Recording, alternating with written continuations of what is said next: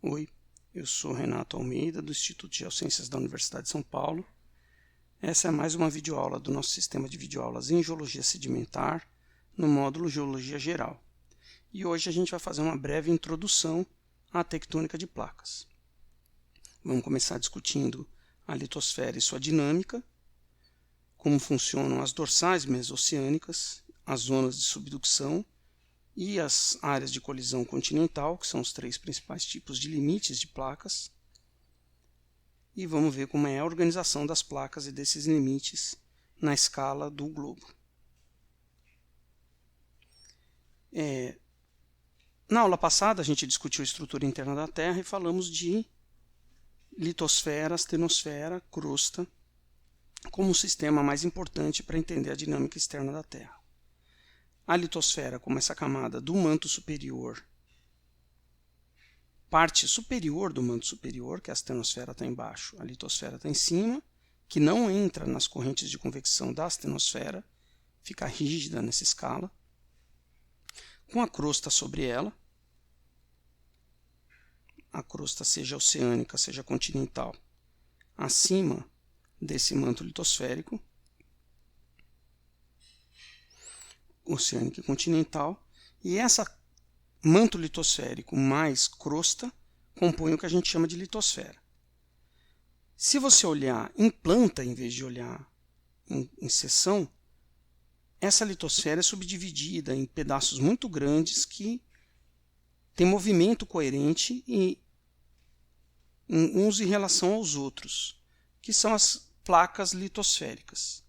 São muito grandes mesmo, elas são maiores que os continentes da Terra, as grandes, né? Isso acontece porque a litosfera é rígida e as forças que estão aqui na litosfera propagam a certas distâncias, e ela mantendo sua coerência, e a astenosfera é muito fácil de deformar, tem uma viscosidade muito baixa, e isso flui sobre isso.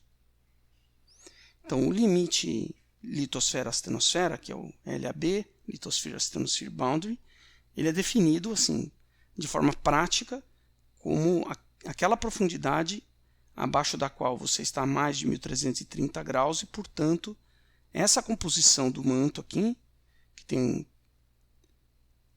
silicatos, como a gente já viu, né? Ricos em ferro e magnésio, a pressão alta e temperatura alta, abaixo disso ela é tão fácil de deformar que ela entra em convecção. O quente sobe, o frio desce como se fosse um fluido. Então a taxa de deformação é interna, a litosfera é pequena e dispara nesse limite.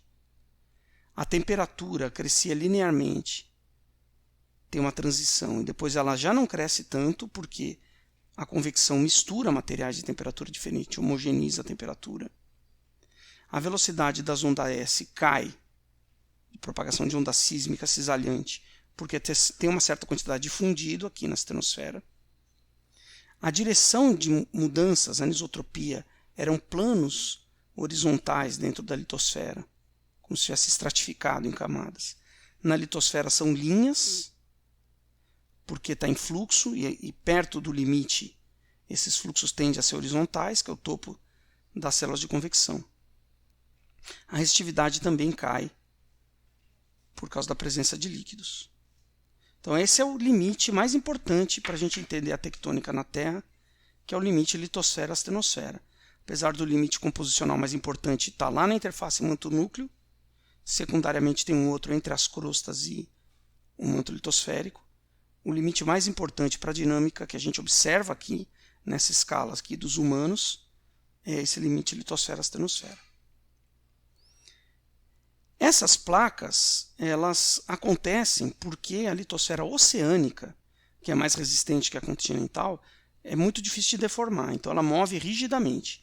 E às vezes ela empurra uma parte continental junto, então esse continente passa a fazer parte da mesma placa. Mas são duas forças fundamentais que movem isso. Uma a gente chama de Reed Push, e a outra de Slab Pull. Como isso acontece? Bom, vamos perder um tempinho nesse slide aqui para entender o sistema. A gente lembra que esse limite aqui, a base, limite base litosfera-astenosfera, é uma isoterma de 1300 graus. Coisas de composição parecida, aqui muito mais fácil de deformar, aqui muito menos. Num ponto, que a gente entende depois como isso acontece, né? Mas num ponto em que haja um esforço distensivo, principalmente em continentes, né? A litosfera continental, que é mais fácil de deformar, porque a crosta é mais fácil de deformar. Uma crosta continental com manto litosférico embaixo sofre esforços distensivos, ela começa a afinar mecanicamente e a astenosfera sobe para a superfície. Nessa situação, a gente diz que houve uma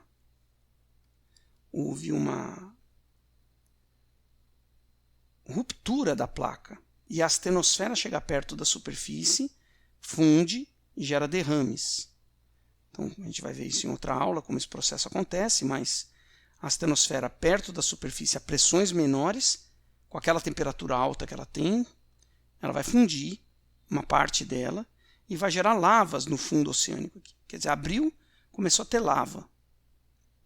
E isso vira uma dorsal, vira uma cadeia de montanhas no fundo oceânico, que é mais quente do que o que está em volta, porque a astenosfera está aqui, portanto está mais alta, e está colapsando, está querendo espalhar. Então ela mesma gera, pela altura dela, a gente vai discutir isso depois, tem aulas específicas sobre isso, né? Um colapso gravitacional da dorsal. Isso espalha e permite que continue abrindo e vindo material aqui de dentro. Então foi a descoberta desse processo de geração de fundo oceânico em placas oceânicas que se afastam com uma dorsal, uma grande cadeia de montanhas que tem no meio dos oceanos ativos. Foi isso que levou a gente a entender a tectônica de placas, a descoberta desse fenômeno. Mas se existe geração de fundo oceânico aqui, tem que ter consumo em algum lugar, senão a superfície da Terra teria que estar em expansão. Onde acontece esse consumo?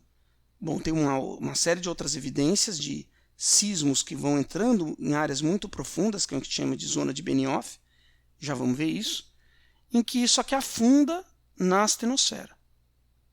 A litosfera afunda na astenosfera. E é claro, depois ela vai ser fundida de novo num tempo muito longo. Né? Vai ser fundida não, ela vai ser envolvida na deformação plástica, homogeneizada. Mas talvez lá na zona de transição, não na astenosfera. É o mais provável. Então lembrando que a própria abertura aqui faz com que esfrie muito a astenosfera, isso nucleia uma corrente de convecção. Essa corrente de convecção tem um efeito muito pequeno no movimento das placas, ao contrário do que se pensava antes. Né? Vai haver outras correntes de convecção associadas a isso, mas ela não arrasta a placa porque não tem eficiência. É a dorsal abrindo aqui que empurra as placas, e esse fenômeno da litosfera fria descer, que também puxa, isso é o slab pull. Essas duas forças aí estão na ordem de 40 a 60 megapascal por metro linear. Isso a gente discute depois lá no curso de geodinâmica. Mas como acontece essa subducção? É isso que eu quero discutir com vocês aqui. Então, o limite astenosfera-litosfera é uma isoterma, que está muito perto da superfície, está 1300 graus, muito perto da superfície embaixo da dorsal. Por exemplo, na Islândia, no meio da Islândia passa um rift desse, uma abertura dessa aqui. Metade da Islândia é uma placa, metade a outra. No resto das situações, isso geralmente está submerso. Está no meio do Atlântico, no meio do Índico, no Pacífico. Você encontra essas dorsais cadeias contínuas, né? Com vulcanismo ativo, limitando a placa, onde a astenosfera está muito perto. A astenosfera estando perto, a litosfera não existe embaixo da dorsal. Mas como isso aqui vai se movimentando para longe desse centro aqui, que perde mais calor, a litosfera vai esfriando, então a isoterma vai descendo. Vai descendo, vai descendo, vai descendo. E com isso, a litosfera descendo, essa coisa aqui, que é mais fria e tem a mesma composição dessa, portanto essa é mais densa, vai fazendo com que o fundo desça. Então a superfície do fundo do mar está cada vez mais funda, quanto mais longe você está da dorsal. Com uma certa idade, que vai estar mais longe, né, o mais velho vai estar mais longe, porque ele nasce aqui e vai indo para lá, isso vai acontecer na ordem de centímetros por ano. É bem rápido para a geologia isso. Essa base vai descendo, a densidade média da litosfera com a crosta oceânica vai aumentando, porque tem mais litosfera fria e densa embaixo. Chega uma hora que a densidade média desse sistema é maior que a da astenosfera, então ele começa a afundar. Começando a afundar, ele vai ganhando densidade, porque com uma pressão maior lá no fundo ele vira outra rocha, que é muito mais densa, um eclogito. Então essa ponta aqui mais densa, é muito mais densa que a astenosfera, puxa mais rapidamente isso para baixo. Quer dizer, começa por um desequilíbrio de ter esfriado e ter ficado muito denso. Como afunda, muda de fase, vira outro mineral, aí tem um grande ganho de densidade, e isso afunda mais rápido e puxa a placa, que vai acelerar nesse caso. Então esse é o mecanismo da tectônica de placas. Como os continentes se envolvem nisso? Quando essa subducção ainda não aconteceu, essa placa empurra o continente junto. Então é assim que os continentes derivam. A América do Sul e a África se separaram num determinado momento, surgiu uma dorsal que começou a empurrar uma para mais longe da outra, abrindo um fundo oceânico entre elas. Esse é o processo dessa dinâmica das placas litosféricas. Então, se você olhar as dorsais na Terra hoje, elas são muitas, né? Tem todas essas zonas, esse mapa aqui com cores, tudo que é vermelho é mais jovem, indo para o amarelo, para o verde, para o azul, vai ficando mais velho, sendo que esse azul aqui entrou no Jurássico, que é um período geológico que está mais velho do que 130 milhões de anos antes do presente. E aqui está nascendo o oceano jovenzinho, acabou de nascer, na dorsal. Então isso aqui é uma dorsal, isso aqui é outra, isso aqui é outra. Aqui tem uma. Todo esse miolo aqui dos vermelhos são dorsais separando placas e com aquele processo da astenosfera estar perto da superfície, perdendo muito calor. Quanto mais longe da dorsal, mais velha é a placa oceânica. E a gente vai ver que tem lugares que ela está em subducção, tem lugares que não está.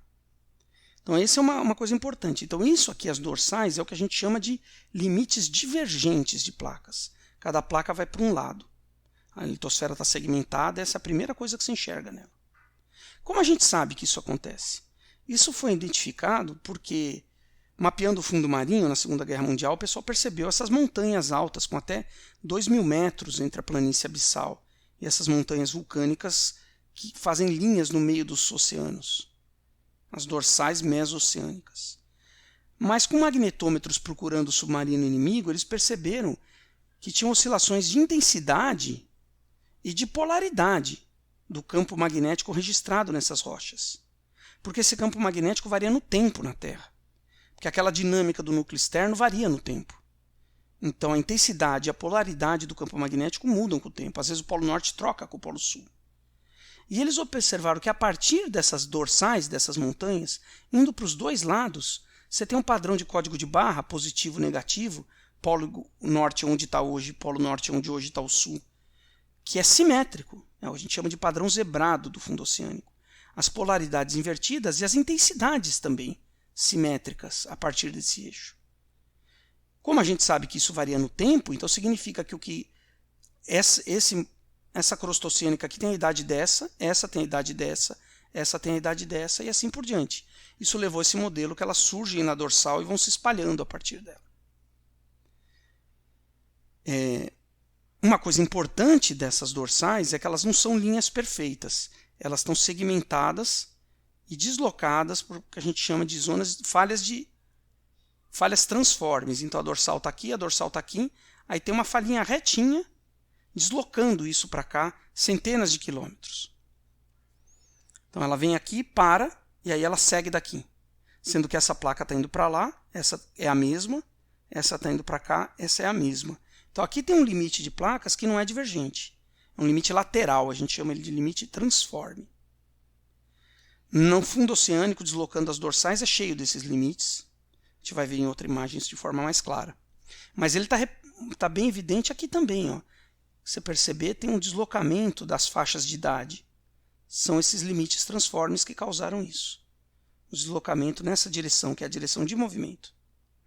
Outros limites transformes cortam até a crosta continental. A grande falha do sistema San André San Gabriel aqui, a falha do Levante aqui em Israel e na Palestina, a falha alpina na Nova Zelândia, são lugares em que o movimento entre as placas é lateral. Então a gente diz que tem esses limites divergentes e os limites laterais ou transformes. E aí tem o outro lado da história, que é o consumo, que é o que a gente chama de zonas de subducção. O que são essas zonas de subducção? Esses lugares onde a litosfera ficou fria e começou a afundar, aí mudou de fase e ficou muito mais densa, começou a afundar mais ainda. E eles são marcados porque se você andar aqui na superfície, instalar sismógrafos na superfície, você vai ver que tem muito terremoto associado a essa coisa que vai vergando aqui, quebrando. E esses terremotos tão rasos aqui vão ficando fundos, onde essa litosfera entra na astenosfera. E a astenosfera é plástica, mole, ela se mexe e não faz terremoto nenhum. Então essa placa mais rígida gera terremotos cada vez mais profundos. E muito tempo atrás, lá nos anos provavelmente no começo dos anos 60, se eu não me engano, o Benioff, um sismógrafo, identificou essas zonas profundas e hoje a gente interpreta como sendo a subducção, Quer dizer, a dorsal está aqui, abre, isso é consumido aqui embaixo dos Andes, tem zona de subducção, embaixo da América do Central, toda essa parte norte da América do Norte, as Aleutas, tudo isso aqui que a gente chama de cinturão de fogo do Pacífico, e essa parte do Índico aqui, do Arco de Sunda, onde tem o vulcanismo aqui todo da Indonésia. Tudo isso são lugares em que uma placa oceânica afunda de volta na astenosfera. Isso é marcado por esses sismos. Então é outro tipo de limite, é um limite convergente. Uma placa vai na direção da outra e uma afunda por baixo. Um limite convergente com uma placa oceânica afundando sobre outra oceânica. Claro que a crosta que se formou aqui em cima, que eram rochas vulcânicas, essas rochas vulcânicas são basaltos, a gente vai ver isso em outro lugar, em outra aula, se formaram ali junto da água do mar. Então, os minerais dela contêm água, estão hidratados. E tem sedimentos também, que a gente vai entender depois, que estão em cima do fundo oceânico, que podem se envolver nessa subducção, com água no meio dos poros, água na estrutura cristalina de argilominerais. Vamos ver tudo isso ao longo do curso. Mas se enfiando isso lá em profundidades maiores, com pressões maiores e temperaturas maiores, vai mudando as fases minerais, é o processo que a gente chama de metamorfismo. Já expliquei que vai ficar mais denso e acaba movimentando isso mais rápido. Mas faz com que esses minerais todos percam a água deles, eles desidratam, jogam a água na astenosfera, como a gente já viu antes, isso faz com que a astenosfera tenha uma fusão parcial, parte dessas rochas funde e sobe. Então, sobre essas zonas de subducção, a gente tipicamente tem arcos, linhas, curvas de vulcões aqui na superfície. Isso acontece muito nitidamente nesses lugares, aqui no Arco de Sunda da Indonésia, toda essa região do Pacífico, que tem muitos vulcões no meio do oceano, nas Aleutas, inclusive no Japão, o vulcanismo do Japão é assim.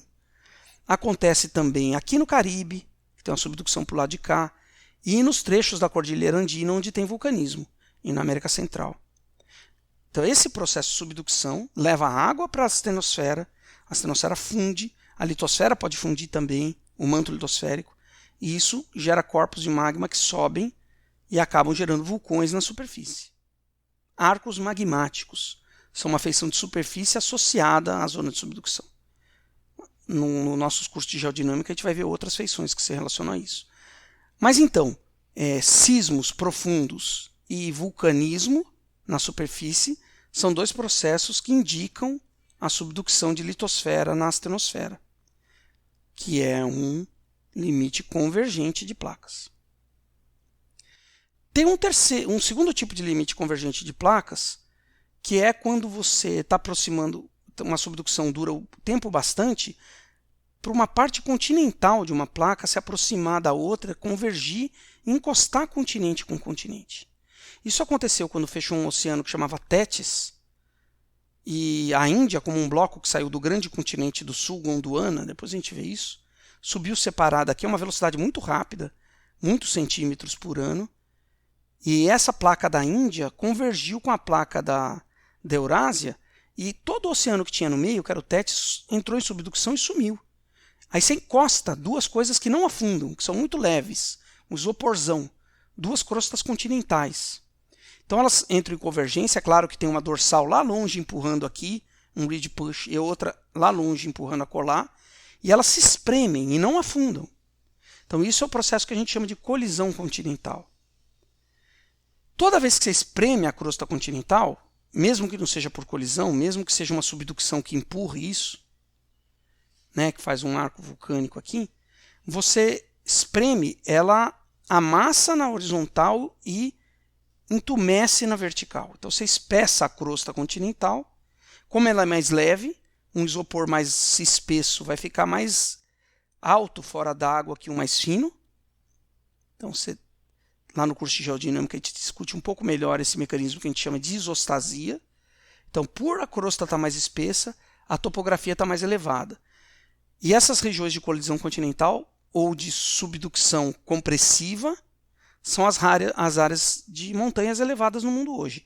Então, o sistema que vai do Himalaia para o Karakorum, o planalto os Zagros no Irã, o planalto da Anatólia, os Cárpatos, os Alpes. Então, desde o Himalaia, platô do Tibete, até os Alpes e os Pirineus, lá na fronteira Espanha-França, são o resultado do fechamento de um grande oceano e o encontro de massas continentais, gerando esse espessamento da crosta e essas montanhas, que a gente chama de orógenos colisionais.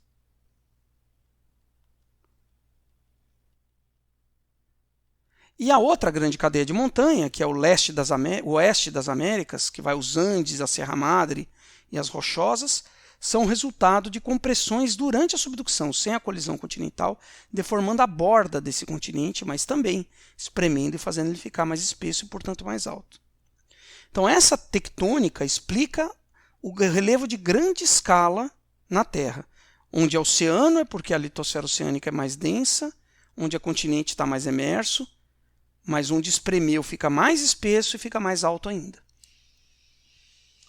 Então o desenho das placas da Terra hoje é mais ou menos esse, e eu gosto mais desse aqui, dessa imagem, que mostra as taxas de deformação, né? Então as dorsais são roxo, são taxas grandes de abertura, e as deformações de subducção são um pouquinho mais lentas do que isso, né? A taxa de deformação é um pouco menor. Então são os vermelhos, as zonas de subducção geralmente estão em vermelho. E os limites colisionais aí já vai para os laranja. A taxa de deformação é menor porque é mais difusa, está espalhada numa área maior. Então aqui você abre um ponto só com a astenosfera embaixo e aquilo abrindo, uma linha deslocada pelas falhas transformes. Aqui você enfia essa placa oceânica embaixo da continental ou uma oceânica embaixo da outra oceânica, aqui é a placa do Pacífico, a placa das Filipinas, uma embaixo da outra. Também é uma taxa grande. E tem uma deformação que aconteceu aqui que está em amarelo. Por isso que é alto, né? Essa deformação aqui em amarelo, em azul. E quando você colide um continente com o outro, aí o limite é mais difuso. Você tem uma zona ampla de deformação, né? Onde o limite de placa é mais aberto. O conceito original da placa ela teria que ser rígida e não ter deformação interna. E se você pensar nas coisas que operam muito rápido, com taxas de deformação acima de 100 ou 200, 10 a menos 9 ano a menos 1, que é a unidade da taxa de deformação, assistam o curso de geodinâmica para entender isso. Mas tudo que é mais do que isso, realmente, são limites entre grandes placas que se movem a centímetros por ano, uma em relação à outra. Que são essas aqui, placa do Pacífico, placa da Antártica, placa de Nazca, da América do Sul, da África, placa da Índia, da Austrália, a do Pacífico de novo, a das Filipinas, algumas menores, Escócia e Juan de Fuca e Cocos, placa do Caribe. Então essas placas aí, que é um punhado aí, né? São 20 e tantas, são os grandes segmentos que se movem rápido um em relação ao outro. Mas tem zonas de deformação interna sim, que limitam pedaços em que tem movimento relativo menor. Então é como se a placa da Ásia inteira andasse junta, com uma velocidade grande em relação às outras, só que dentro delas você tem blocos que tem um movimento relativo com velocidade menor. Na África, a mesma coisa. Então, ela anda coesa e deforma um pouco em zonas internas. É assim que a gente entende as placas hoje. Com limites divergentes, convergentes e transformes, os transformes raros, os divergentes dorsais, os convergentes basicamente zonas de subducção, em alguns lugares colisão continental, nesse grande sistema aqui, que separou os blocos do sul, fechando o Tétis, colidindo no norte. Então, os conceitos fundamentais da tectônica de placas são esses. São uma dinâmica rápida, muito rápida, horizontal, de fragmentos da litosfera, gerando produtos que a gente interpreta como as feições geológicas e geomorfológicas de primeira magnitude na Terra. Bom, por hoje era isso. Nós vamos na próxima aula discutir o ciclo das rochas. Obrigado.